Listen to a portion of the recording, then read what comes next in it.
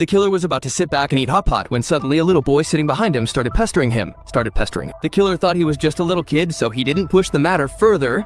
He turned back and glared at him, hoping he would stop, but the boy wasn't intimidated and continued to harass him, completely unaware of the terrible price he would have to pay for it. About 20 minutes earlier, the same killer had come to the restaurant with his brother, who had just gotten out of jail. But as they picked up the menu and began ordering, the little boy sitting behind him forcefully beckoned the waiter to their table. The killer looked back at him and barely suppressed his anger. But the next moment, the boy started joking with the waiter, which only made his anger worse. He repeatedly ordered different items and then said he didn't want anything. Despite all this, his parents sat quietly and watched. They neither stopped him nor scolded him, but instead began blaming the waiter.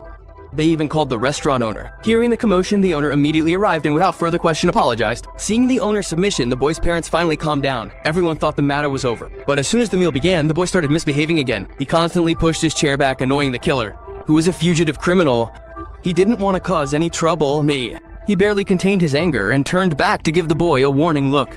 But the boy started hitting the chair even harder than before. The killer was now furious, so he asked his parents to restrain their child. But they weren't even embarrassed, and instead, they started yelling at him, acting as if he was at fault. Gradually, the argument escalated to the point where the killer's anger became completely uncontrollable. He felt like killing them both right there.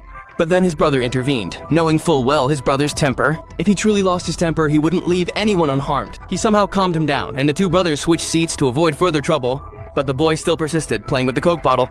Suddenly, he threw the bottle back, which landed directly into the boiling hot pot. The hot soup spilled all over the killer, and he became furious.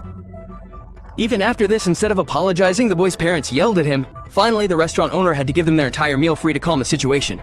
Seeing the opportunity, the killer went to the washroom to clean himself up. But as soon as he left, the boy secretly took his phone and cigarettes and threw them straight into the boiling hot pot. When the killer returned a short while later and saw his phone and cigarette floating in the hot pot, his rage exploded. But then the boy started hitting him in the eyes with the laser pointer again. The killer's patience was completely exhausted, as his hands had already lost control.